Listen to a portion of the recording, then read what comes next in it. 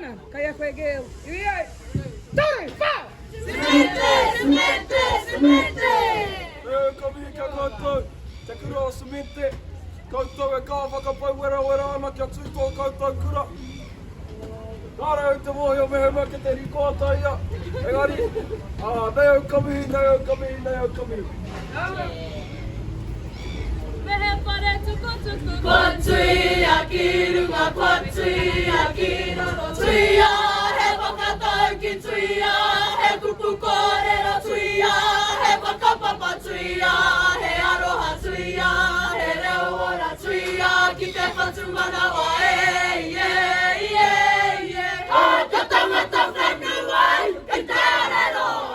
Ke tonu atu Piri a te ahoranga tira ki te ahoranga tahi he tukuna ku he tukuna. He tu e taku whare tuku e. Tahenu atu wa pūkana! Kuri!